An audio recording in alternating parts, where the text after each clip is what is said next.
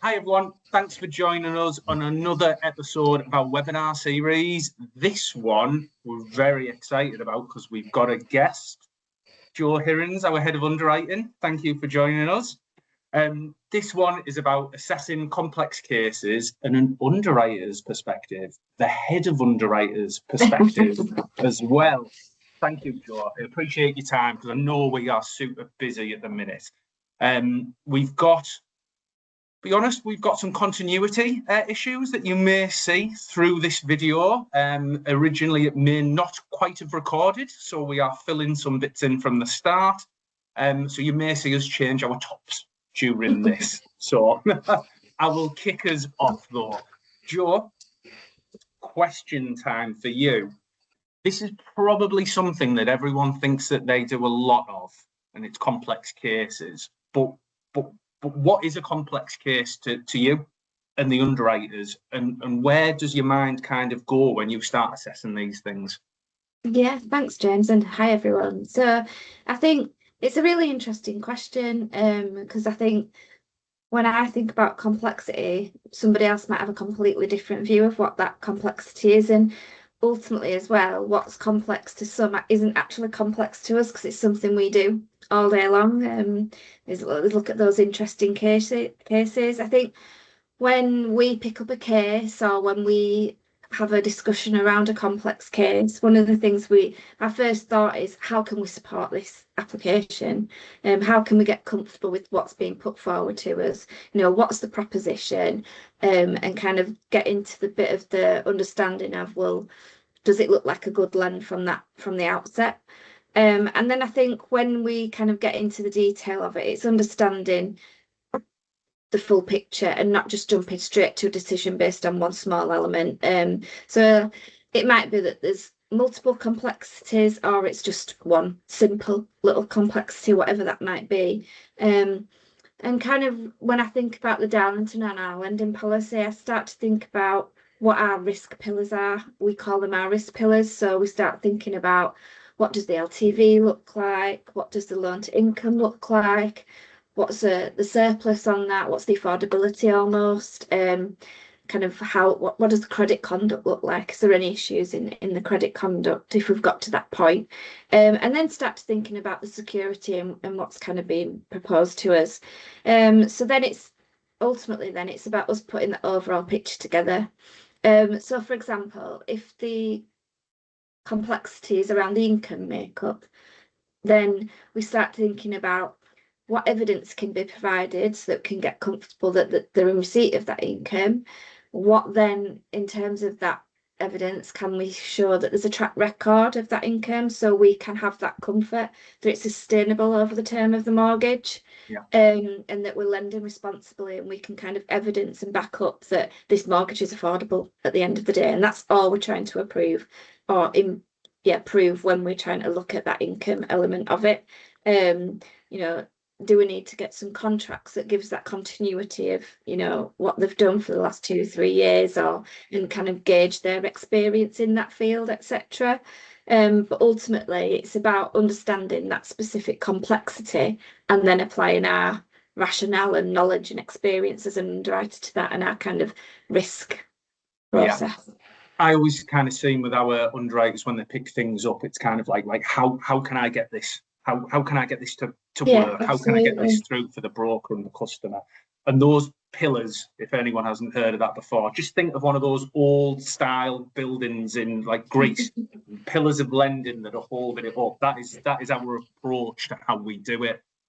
We can have some concrete, solid pillars that then helps us with a wobbly pillar that might be some income or some credit that we need to look at. And it is how we look at every single case. That's why we do so well and we do so good at what we do. Absolutely. And I think some of it is around, actually, it's not the complexity sometimes that trips a case up, it's actually the things that sit around that and the basic stuff. And if that's changes, then I think you could be moving on to my next question, Joe. I think you could be moving on to my next question. Yeah. But no, that is brilliant. So complexity to one might not be complexity to another person. You know, we do a lot of a few core areas of lending really, really well. We do expats and foreign currency really, really well. We've increased our LTV to 90%. But what we find is there's ands to it. Oh, I want 90% lending as an expat and go to age 75. You know, it's very rare for us that there's just one quirk to criteria these days. It's a few. So ring your BDMs, ring our help desk. No doubt we'll be able to help with most things. But question 2 is a really, really good one, and it's all about time. Now, time is such a precious resource for all of us. For our underwriting team, you know, they want to be looking at everything as quickly and efficiently as possible. From brokers, you know, a lot of people are self-employed and time is money, you know, and that old adage. And even down to customers, they'll be no doubt working full time, and time is an issue for them as well. So what can slow cases down? Where do you find when you're looking at cases that it's not getting through first time? Yeah. I think the majority of the time is when we get to application, an underwriter will hopefully at the outset, and in the majority of cases, once they've got all that, they understand that proposition, they will have added those requirements to our system. So those requirements will be there for the broker to view. And what can slow a case down is if those requirements aren't uploaded at that initial outset of the application. And either there's none uploaded or only a few have uploaded, and then we kind of drip fed those packaging requirements that will really give us that ability to assess the full case as it is and instruct that valuation and kind of get the case moving ASAP. I think one of the other key things is making sure that everything that you told us up front is still what is the case at application. So the reason the cases slow down a lot is because things change at application that we should have probably been aware of at the outset. So it's really key that I understand and accept that it's, you know, we're in the real world, so things do change. That's the norm. But give us the heads up. If things do change following our initial discussion or following the initial dip, if something changes, give us a ring, give us a call, or update the dip, or, you know, make sure that we're kind of giving the heads up and we're not finding that information out for ourselves through reading through documents or whatever that might look like.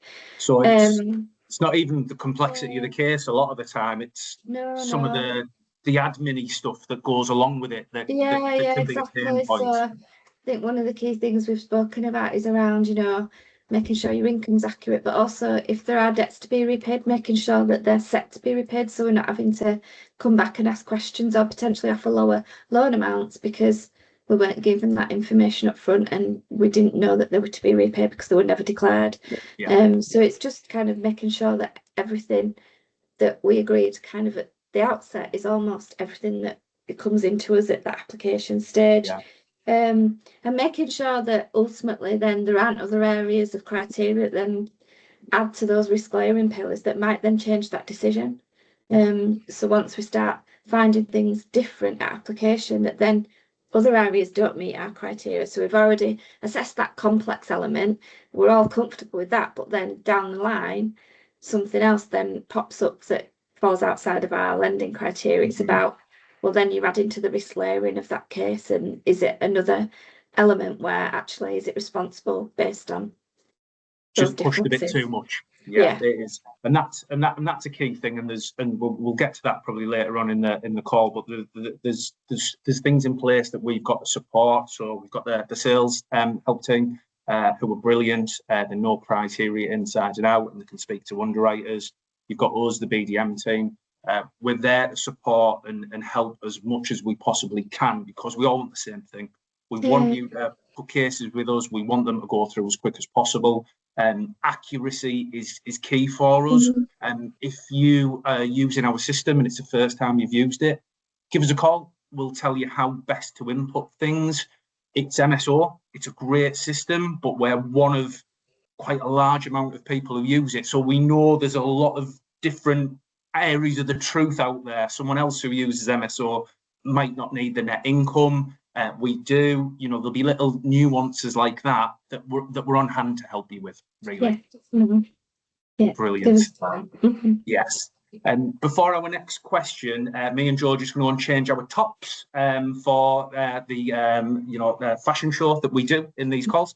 What some best practices? What can you do as a broker to help us get through that case, that dip, as quick as possible?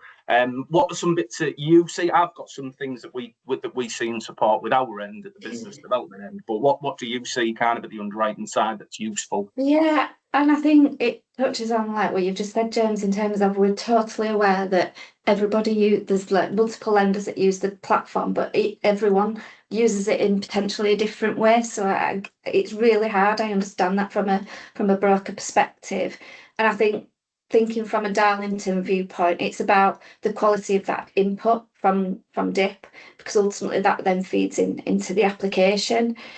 So it's like if there are outstanding debts, even if they're to be repaid, make sure that they're declared up front so that we don't automatically deduct them and then potentially we're reducing lending or going back with a different figure because it hasn't quite met because we weren't aware that there was a debt outstanding that was actually to be repaid.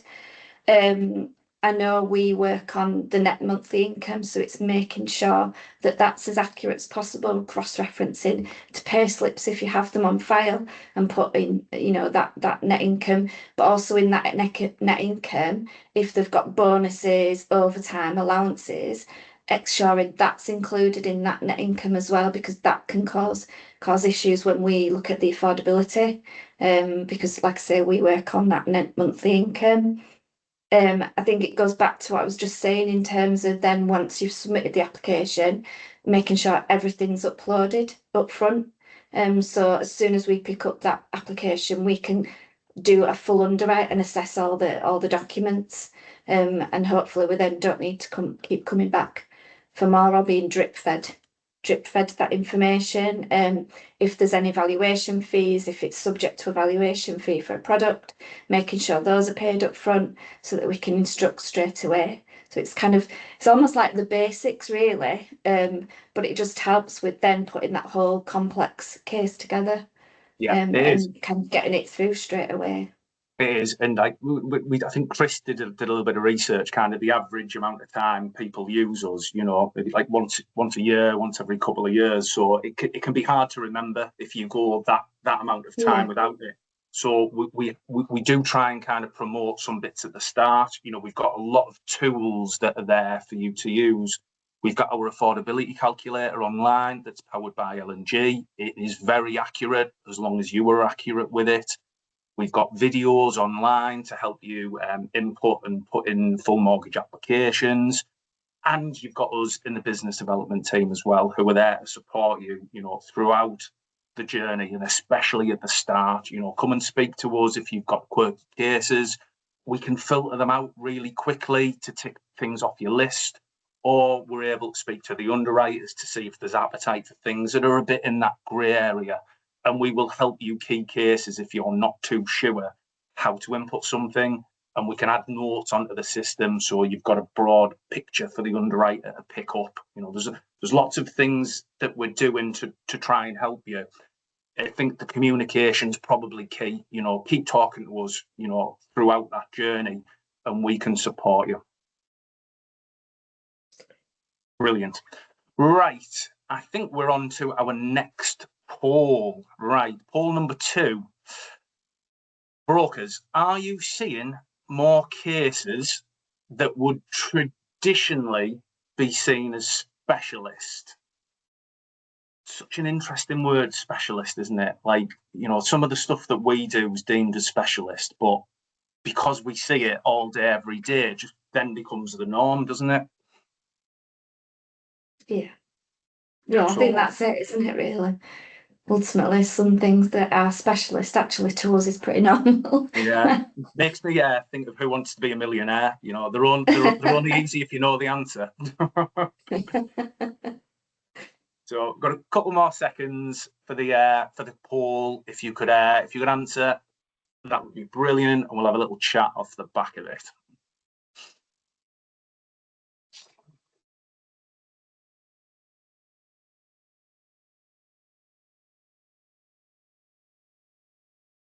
Oh, yeah, interesting. I think from our conversations, I am seeing that them complexities start to rise a little bit more.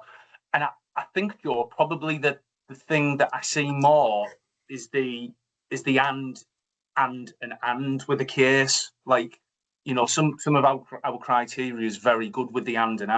Like if we take a foreign national, for instance, we will do somebody who's here for less than 12 months. We will also do a 6 times income stretch for them up to 90%. Those core bits of criteria, and then an and can be really useful. Yeah, absolutely. Again, it kind of goes back to ultimately that looks to be complex, but to us that's kind of an everyday occurrence, isn't it?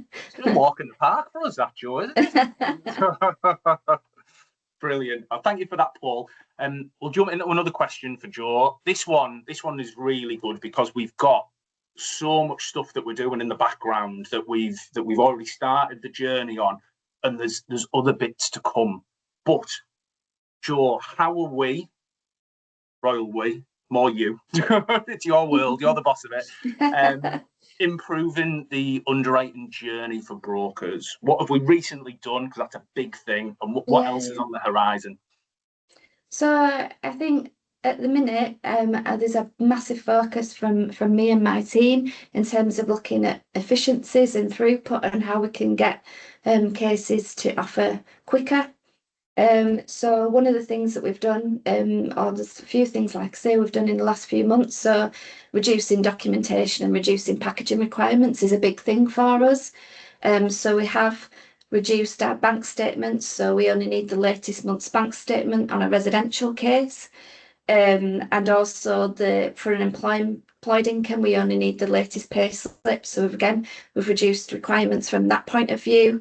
Buy-to-let, we've totally removed income evidence and bank statement requirements unless there's top slicing involved.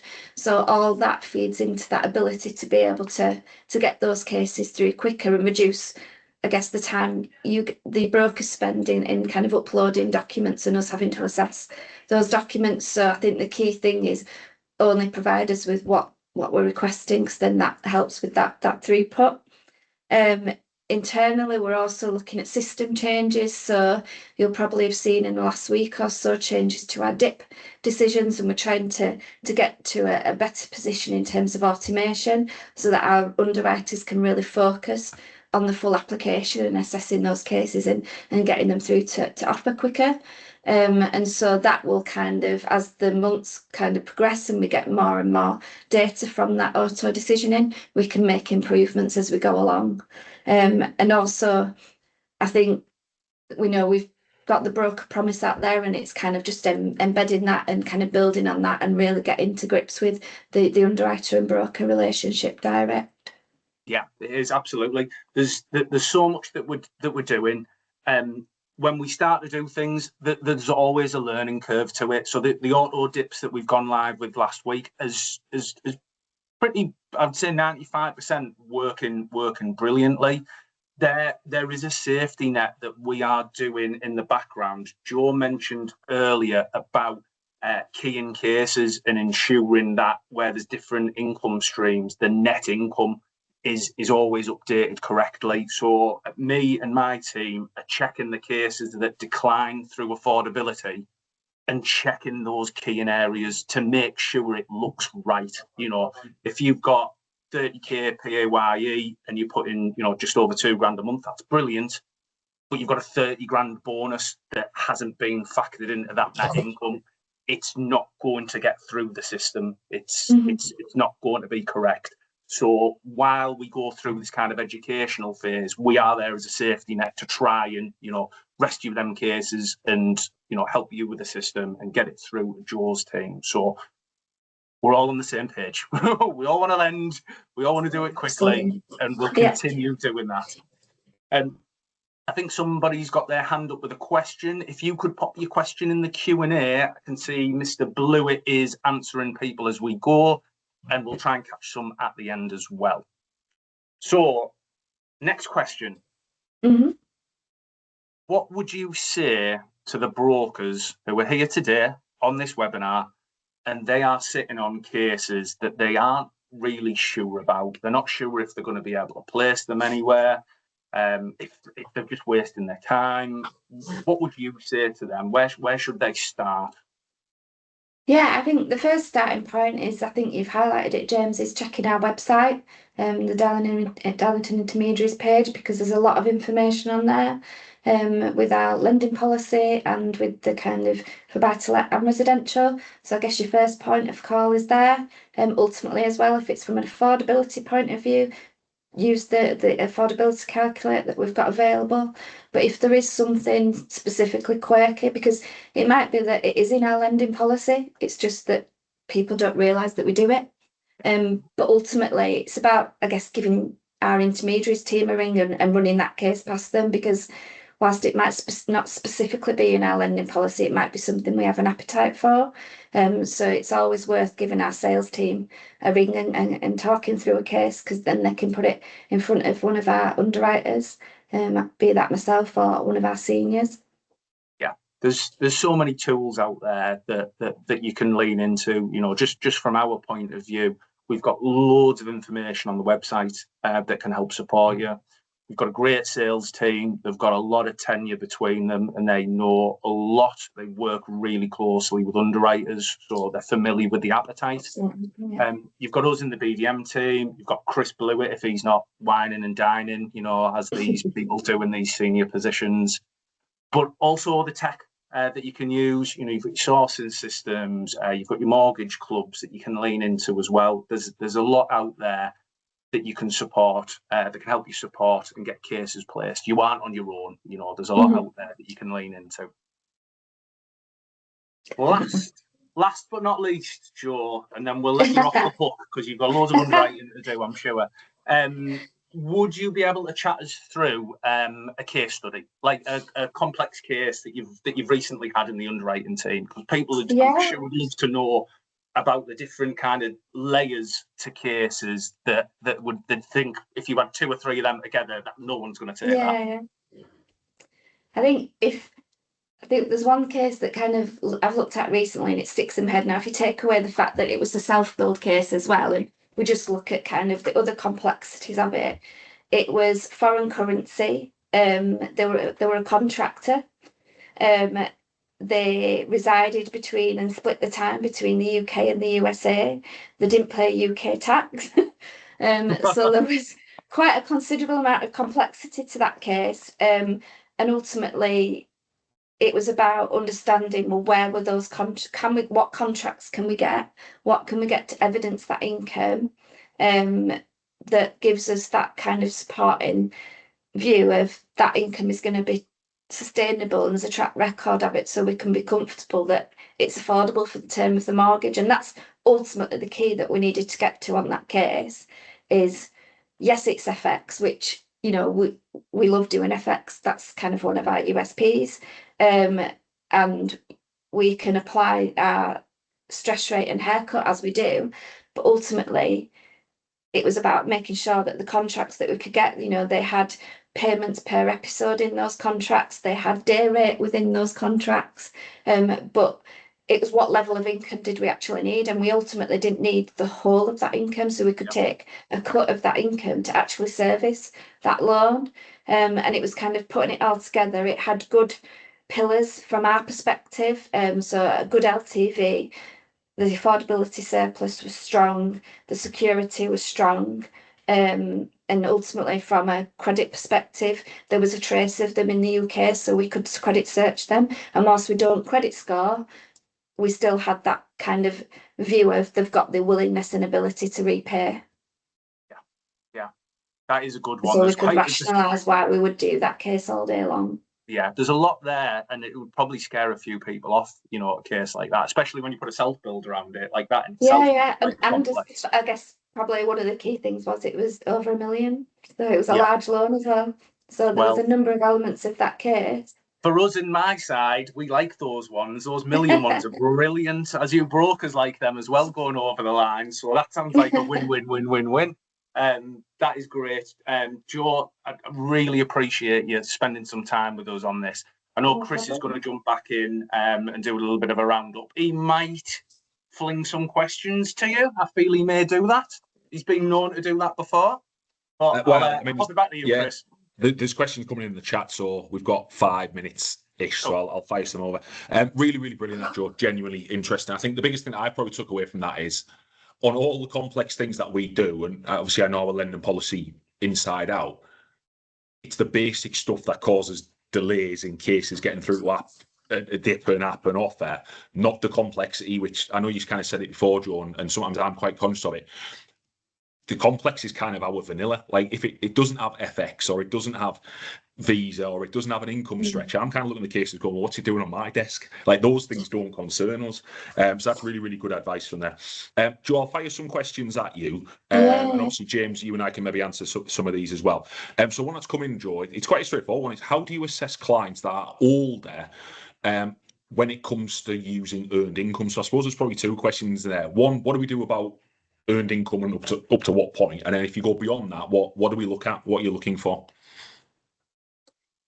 So ultimately, like, we recently changed, I guess that's another thing that we've recently changed. We've increased our retirement age to 75. So now we can look at earned income up to age 75. So that's kind of a standard thing for us. And it's ultimately about looking at what type of role they're in and asking those questions to make sure that we're comfortable at taking them to that higher age. Yeah, brilliant. And then if we needed to lend beyond age 75, Joe, what would you be looking for? What questions would you be asking? It's probably around the same things in terms of what is that income, where is it derived from? I know we've just done one recently where we've taken them to 80 using income from a self-employment, but it's from a limited company. They probably do very minimal in that limited company, and therefore the income just comes in without them having much involvement in the day-to-day running of that company. Ultimately, that's on an exceptional basis and what we would class as out of our normal criteria. But again, it's something we could potentially look at. And if they are the standards, sorry, no, it's all right, all yours. Yeah, I was just going to say that I think the standard fare that we tend to get in that lending into retirement is where we, in essence, do kind of 2 affordabilities, or take the lesser of the 2. You know, if you've got somebody who's working at 75, but they want to go past that, you know, they're on interest only, and their options are narrowing. We would just need the pension provisions, projections, forecasts to utilise that up till, well, technically there's no upper age limit, is there, Chris, in criteria? So no. 99 not goes on a through, repayment basis. yeah, No. 99 goes through fine. I haven't seen many need 110 yet. No, I'd worry about that. It's interesting what you said there about that kind of passive income, Joe, as well, because obviously if we have somebody who has a buy-to-let portfolio, that's their retirement income. We don't treat that as earned, do we? So that's a strong USP, and you guys have been at that. Another question, Joe: how do you assess employed income that varies each month just due to the hours being different on a monthly basis, but it is a permanent job? What would you be looking for there? I think obviously at the minute, like I say, we went to the latest payslip, so it'd be probably in that instance where an underwriter would, or I would probably be upfront with it and provide us with additional payslips so we can see that fluctuation. We might want to get a copy of the contract just to understand, is there a specific minimum income that's been agreed? But again, it's back to that track record. How long have they been doing it? And what's the year to date potentially? But could we take an average of that fluctuation? And would that make it affordable? Yeah, brilliant. We've probably got time for one more. Anybody who has asked a question, we'll get back to you. You're kind of separate. The question I'll kind of come to is from Mamta, but I think it's talking about indebtedness, so levels of indebtedness, effectively saying that somebody's got quite a high personal loan, which is quite a high percentage of their income. But, Joe, it's on a buy-to-let. So it's probably a nice one for you to end on about, effectively, how do we assess buy-to-let and what documentary evidence do we require? So on a buy-to-let, ultimately, we purely base our kind of affordability as long as it meets the ICR. So yes, they have to have an income, but there is no minimum income, and we don't ask for evidence of that income. So as long as it meets our ICR kind of affordability rules, or potentially the top slicing. So it might be that on a top slicing case, we might take a view of kind of what is their overall indebtedness, but it's not a standard kind of blanket approach to every single case. It's based on the individual and potentially experience of that landlord and kind of their portfolio.